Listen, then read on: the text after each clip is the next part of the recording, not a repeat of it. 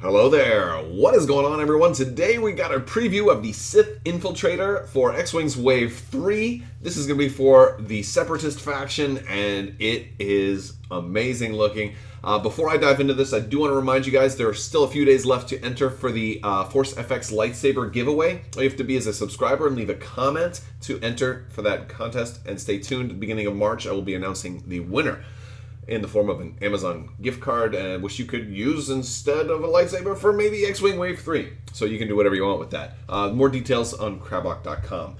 So let's dive into this preview because there's a lot of stuff to talk about. It looks very, very cool. It is a large base ship, which means this dial is going to be really, really cool because we've got a lot of blue one-speed maneuvers. We've got red hard one turns, so no white one-speed maneuvers. We've got a 5K turn on there, which is just crazy, crazy maneuverability. A lot of fast moves. We've got a 2S loop, so that's kind of cool as well.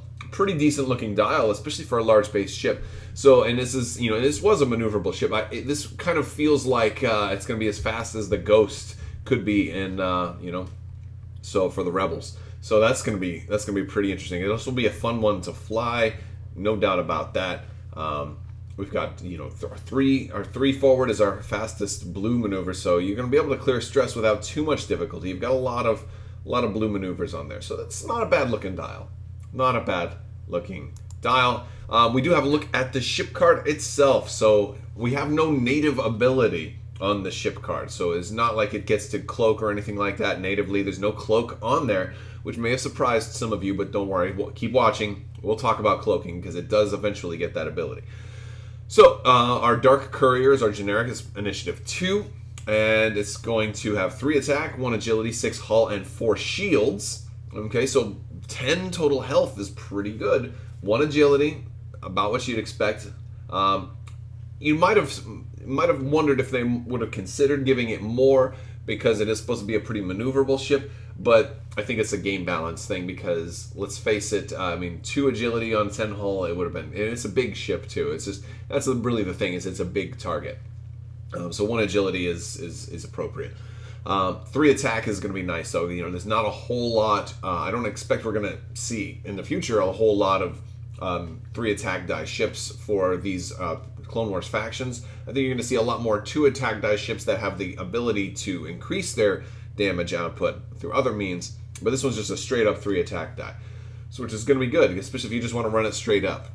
It does have focus and target lock, and it has a red barrel roll action, so you get a little bit of repositioning, and with as big a ship as that is, a barrel roll is a really nice ability. It's certainly something I'd rather have the option to do.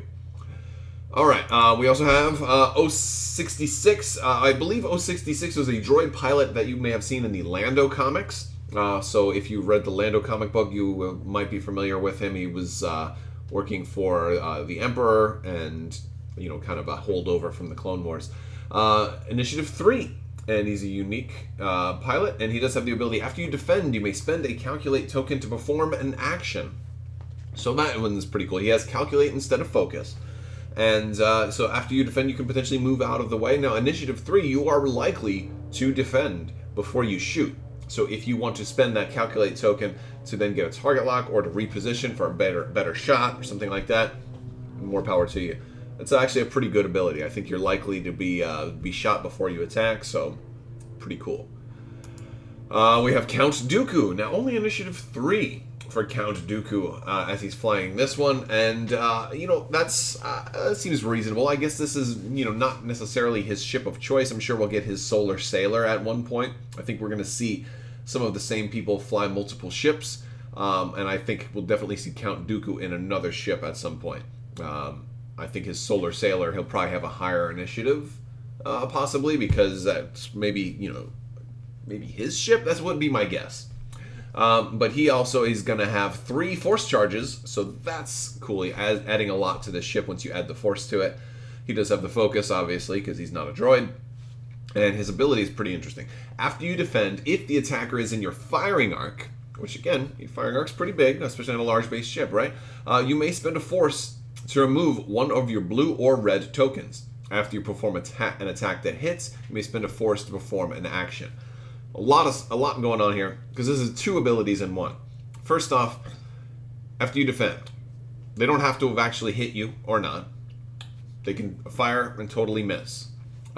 Spending a force to remove one of your blue or red tokens. Now, red tokens, I totally understand why you'd want to remove red tokens.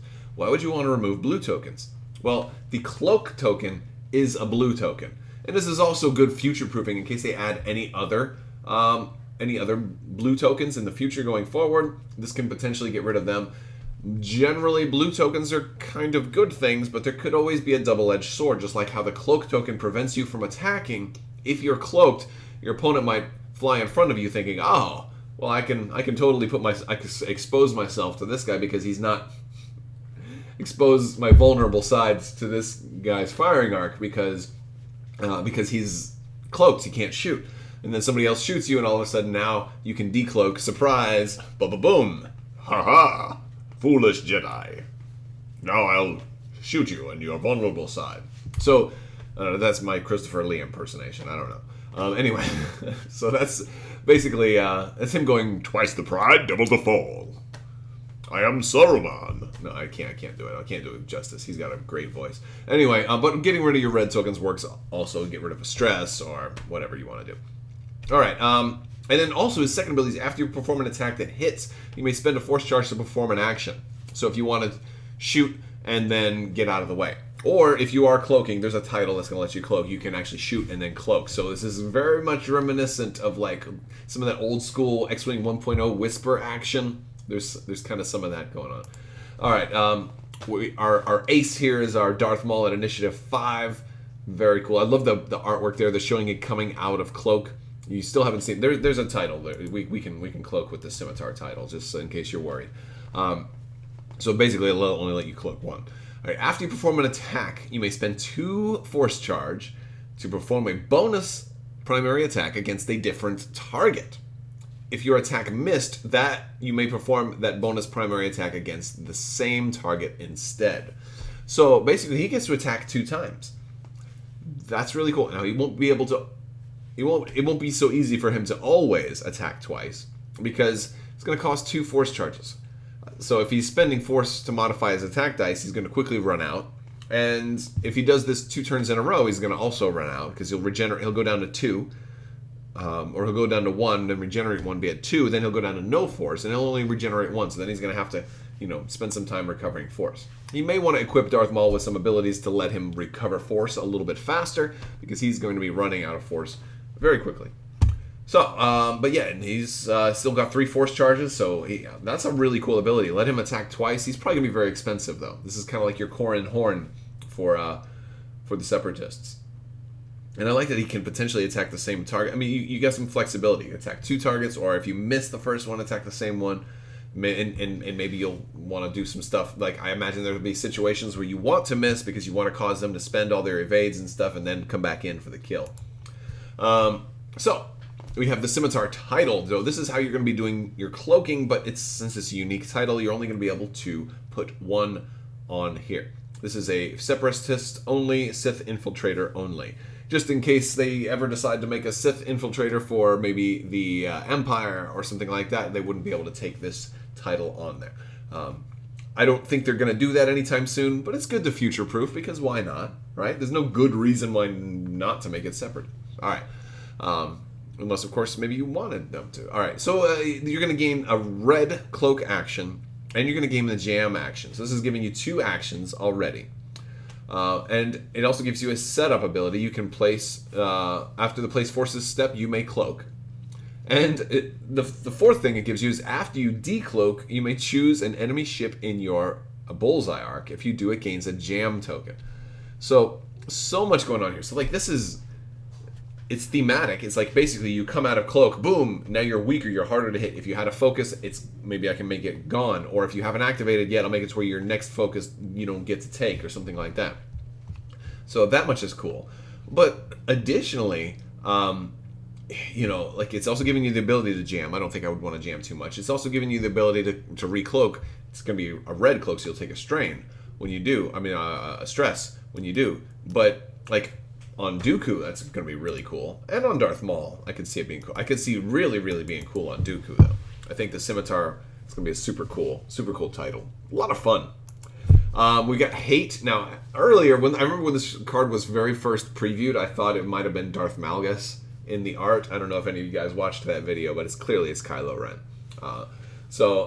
But yeah, so after you suffer 1 or more damage, you may recover that many force. Brilliant. Especially for, this is a really, really good one for Darth Maul. He's going to be spending a lot of force anyway. With only 1 agility, he's going to get hit a lot. No problem. Great, great card. Palpatine. Very, it's a dual card, and I love this. It's so thematic, right? Because we've got Darth Sidious as well. He's Republic or Separatist. Isn't that cool? Republic or Separatist. You could put him either one, because he was pulling the strings on both sides, right? Like, spoilers if you haven't seen the prequels, right? He's a bad dude. So yeah, so you have to equip him face up. So you do not get to start off with him that way. After you defend, if the attacker is at range 0 to 2, you may spend a force charge. If you do, the attacker gains a stress token. It's not bad. So it's kind of like Rebel Captive from the original 1.0. And during the end phase, you may flip this card. But also, he gains you a force charge. Also, he gains you a purple coordinate action. So you can put him on any old ship, and you can be coordinating, which is nice. Now, if you flip him, he's still going to give you the force charge and the purple coordinate action. But now, he says, after you perform a purple coordinate action, the ship you coordinated gains a stress token. Then, it gains a focus token or recovers a force. So here's a way, another one of those ways that you can potentially, give Darth Maul his force back. And I like the idea here, like if you're running this on another ship with Darth Maul in your list, then maybe you're going to find yourself running out of force, and then, okay, by turn 3, now I'm going to flip, become Darth Sidious, and give Darth Maul some extra ability, some extra actions, and we'll coordinate him, and they'll gain a stress, but then he also get your force back. So that's cool. We've got Dooku. Dooku as a crew is really interesting. He's Separatist only. He's going to give you a force charge. Before a ship at range 0 to 2 rolls attack or defense dice, if all of your force charges are active, you may spend a force charge and name a result. If the roll does not contain the named result, the ship must change 1 die to that result. So this is very, very similar to, or at least reminiscent of 1.0 Palpatine, the original Emperor Palpatine. You call a result, and boom, you're guaranteed to get that result. If you happen to roll it already, it's not exactly as good as Palpatine, but it's certainly in the ballpark. And ideally, I think the best result here is that you're going to call a crit on one of your ships before they attack. If you don't get the crit, you change 1 die. So if you happen to roll 3 hits, you still upgrade it. If you roll 2 hits and a blank, you turn the blank to the crit. So that's really like the best scenario, is you roll 2 crits and a blank, and you're really able to maximize that and get a whole lot out of that particular roll. The worst case is you roll 1 crit and 2 blanks. That's unfortunate. So yeah, that's unfortunate. And I'm pretty sure the way the timing would work on this is it's as soon as they roll. It's before they modify. Because in theory, you like if you rolled some focus, like 2 focuses, you could change like a blank to a crit and then still spend your focus afterwards or something like that. I think you could still do that. All right, so General Grievous is... and by the way, before I talk about General Grievous, I also think this is kind of cool because the way Dooku works here, I could see Darth Sidious comboing with another ship that has the Dooku crew, so that you can use that twice in a turn. That would also be cool, because again, it says if all of your force are active. You put Dooku on like some 1 crew ship, it's only got the 1 force, so they're not even going to be tempted to spend any other force. Or really anywhere. You put Dooku anywhere you want. I would think I wouldn't want to put him on Maul, because I'm definitely going to be spending force like crazy with Maul. So then Sidious activates, triggers Dooku. Dooku gets his force back. You can then do it again. It's kind of cool. You got some stuff going on there. You'd have to be running that in the Separatist version though. So cool stuff. All right, we got General Grievous. General Grievous is a good defensive card here. while you defend after the neutralize results step. So after you've canceled stuff. If there are 2 or more hits or crits results, you may spend your charge to cancel a hit or a crit result. And also after a friendly ship is destroyed, you can recover your charge. So you're not going to get your charge back normally, but he can basically stop 1 damage that was going to get through from getting through. Ideally, you do this to stop a crit that's going to cause you a face-up damage card. That's kind of the best case scenario.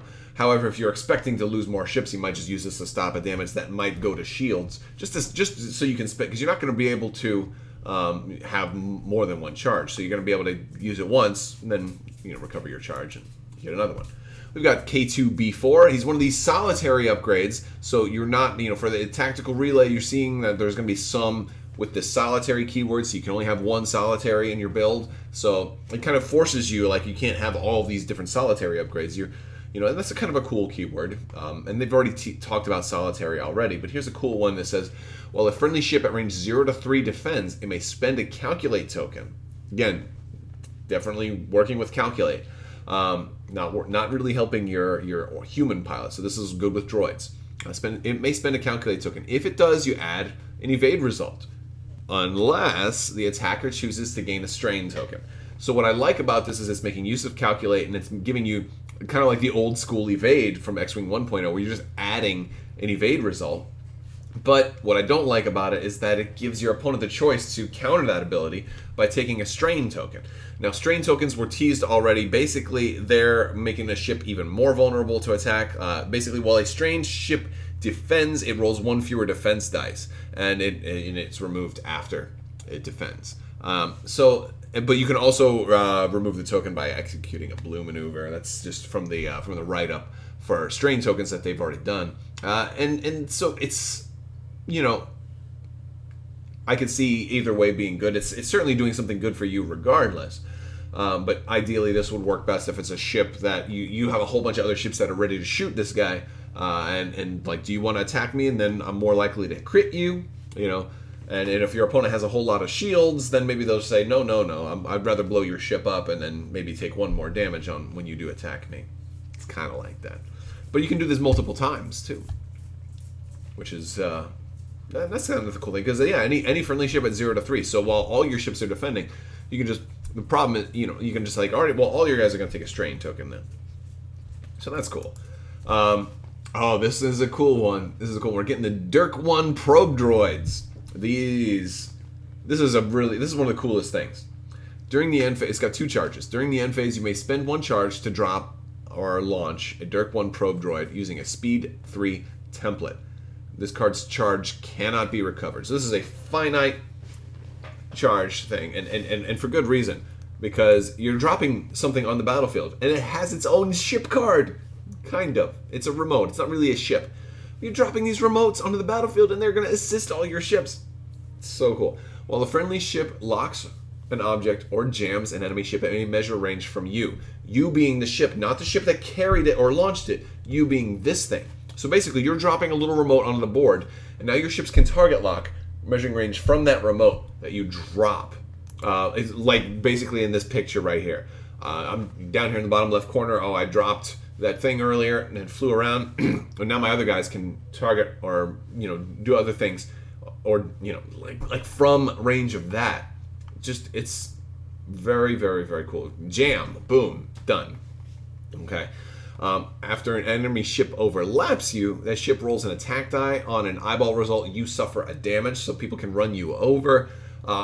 Obviously, I'm assuming people can attack probe droids. It's if you have an agility value, that's the only reason to have an agility value, so you can defend, right? And you've only got 1 hull, though, so you're very easily killed. Very, very easily killed. Somebody either has to land on you or shoot you. Now, granted, you're going to roll 3 green dice, but and the thing is, if they shoot you, then they wasted their attack, right?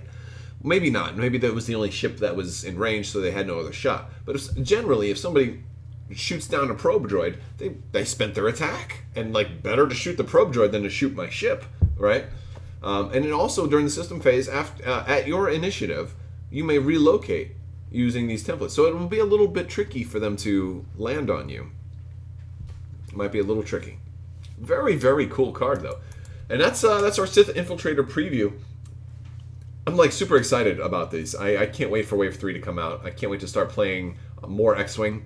And Wave 3 is definitely going to be the catalyst to get me playing a lot more. My kids are getting old enough that they want to start playing too, so I'll be bringing the family into X-Wing when Wave 3 comes out. So that's going to be really exciting. Alright, that's all I got for you guys today. If you like this video, go ahead and give it a thumbs up. Let me know what you think down in the comments below. If you'd like to subscribe, I mean, you're gonna have to if you want to enter to win that giveaway. But even if you're not interested in the giveaway, I invite you to subscribe anyway for more tabletop gaming and Star Wars news. I want to thank you all so much for watching. And as always, have a great day.